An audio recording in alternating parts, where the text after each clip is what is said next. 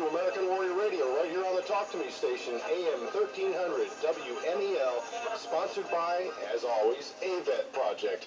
Glenn, we've got a lot of community events that we want to talk about, but one that's really important, and it's on the front burner right now because we've got to get some participation going for it, is the Welcome Home Veterans Parade. Yeah, I just found out about that, and it sounds like an exciting event coming up here. Well, we happen to have a special guest on the phone. JC, are you with us? Yes, I am. Hi, I'm JC Stivers. Well, thank you so much for joining us, JC.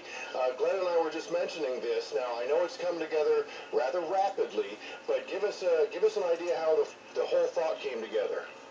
My husband and I were driving, and we had just read an article in the USA Today paper about the parade in St. Louis, where two private individuals put together a parade which really grew, and I think they had 20,000 people march in it and 100,000 spectators. And they got some national attention for that effort. Absolutely. And one of their bylines was that we hope that this continues to grow into other communities. So we thought, well, why not do it in Melbourne? We wanted to thank our troops and thank our veterans and welcome them back from Iraq and Afghanistan. So without any prior experience in parades or really actually even the military, my husband's a veteran, but he's not, he was an enlisted man. So we didn't really know what we were doing. Well, it's a noble cause, and we just had a meeting. Thankfully, Patrick Air Force Base Public Affairs has gotten involved and provided some assistance to you. When is the parade? The parade is April 14th at 4 o'clock in downtown Melbourne. And what basic route are they going to follow, JC? We're starting just west of US 1 on New Haven Avenue, and the parade will march down New Haven to the west to Grant Street. And how many participants or how many parties to the parade? Not the spectators, because anybody can come and watch. Everybody loves a parade, so we expect lots of turnout there. But what kind of expectation do you have for whether it's military units or veterans or what have you?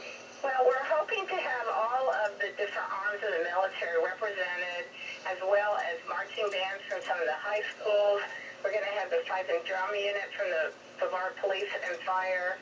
We have some stilt walkers and clowns, and we're going to invite the families of the troops who are deployed and their kids on decorated bicycles.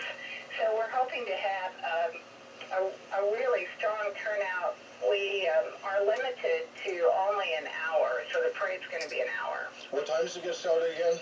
It starts at 4 o'clock, and we're really grateful to Main Street, Melbourne downtown Main Street, because they've allowed us to fold into a concert, a music festival that they were already having, so that we expedited the permitting and all the infrastructure in place. Well, outstanding, and I know AVET Project is going to be there with Gene, the DJ Marine with Our Float, which is something that, if anybody hasn't seen it in one of the previous parades, and we've been in about 10 of them now, it's gotten even better. And along with that, there's, as you mentioned, there's hopefully going to be bands, some military members marching, and any veteran organization, how can they get in touch with you to become a part of the parade?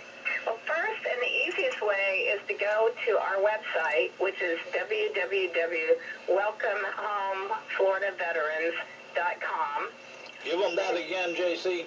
It's www.welcomehomefloridaveterans.com. We also have a central contact person. Lisa Packard has been assisting us, and Lisa can be reached. Lisa the other day, very nice lady. Yes. Got a lot on her plate, though. And she's been a great big help. 543-0638. Or you can call my cell phone at 258-3338. 258-3338, and we've been speaking with JC Stivers. You and your husband have a contracting business, I understand. Yes, we do. Certified General Contractors is our business, and I also want to say that this is a very small group of private individuals, private citizens who have just come together. We have Dr. and Mrs. Filiberto are helping us.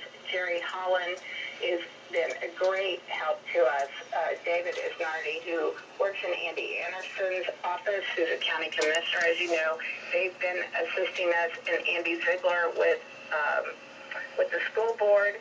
Kim McMillan is helping us with our media. So, a lot of people getting involved. Yeah, a group of people sitting around a table trying to do everything we can to really show our gratitude and appreciation to the young men who have served us overseas. Well, it's a noble cause. Thank you, and thank you for your help too, and for getting the word out. We appreciate it.